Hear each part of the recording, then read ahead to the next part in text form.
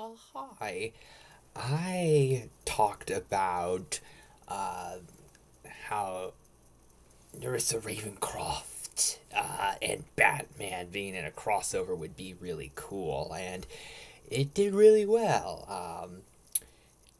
So I think that a big thing to think about is which version of Batman should Nerissa Ravencroft meet if things ever worked out where the Batman people and the whole life people came to some kind of agreement. Uh, which version of Batman do I think Nerissa Ravencroft could have some cool interactions with? Well, there certainly have been a lot of versions of Batman. What does make it somewhat complicated is that sadly some of the best Batman actors have passed away, including Adam West and for voice actors Kevin Conroy. But there's still a lot of really good versions of Batman that Nerissa Ravencroft could meet. And I spent some time thinking about it, and I feel like if Nerissa Ravencroft and Batman had a crossover, I feel like it would likely be somewhat comedic. I feel like uh, the more campy, fun versions of Batman would fit in best with having a crossover with VTubers. I think if it was one of the more serious versions of Batman, I don't think it would work as well, although I do think I would feel curious about how that would turn out if it happened.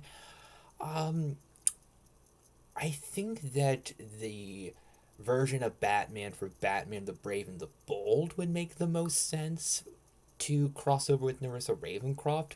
Batman the Brave and the Bold is a show that feels like a crossover show in general. Batman uh, meeting so many other superheroes.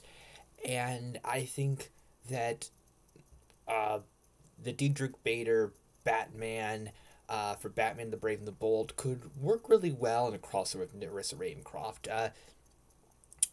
The Batman Brave and the Bold Batman, um, who is from a cartoon show that I think started in the late 2000s and ended in the early 2010s.